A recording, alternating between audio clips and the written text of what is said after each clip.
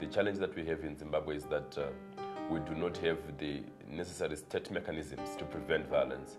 And we have also witnessed widespread state-sponsored violence that is targeted especially women and children. If you're looking specifically at violence that is targeting women, it takes many forms. Violence of a sexual nature, including gang rapes, including assaults, beatings, and including the burning of property, arson, theft.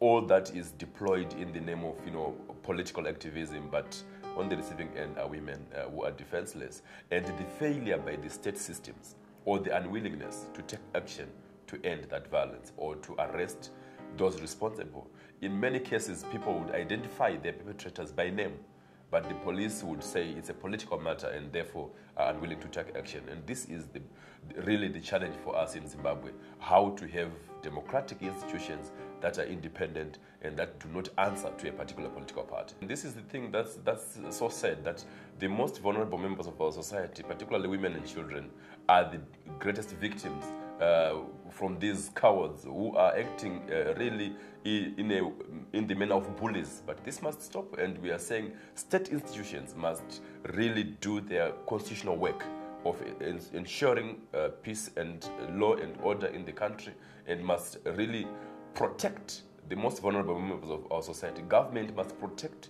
its citizens, especially those that are most vulnerable, especially women and children. So we have to measure the success of a government by the manner in which it supports and protects the vulnerable citizens in that country. And for the case of Zimbabwe, our government is failing. It's extremely bad in the sense that these are cycles of violence. It's like the rain season in Zimbabwe. When there are elections, violence is unleashed. But at the point where there are no elections, you could have the perception that there is no violence, because violence is used for a specific purpose of getting votes, or of at least instilling fear in the people so that they vote for a particular party and candidate. And therefore, it may give a wrong impression during the periods where there are no elections. But now there is talk that in 2012 we could have elections to address the issues of the inclusive government that we have at the moment. So this talk of elections is leading to a rise in violence.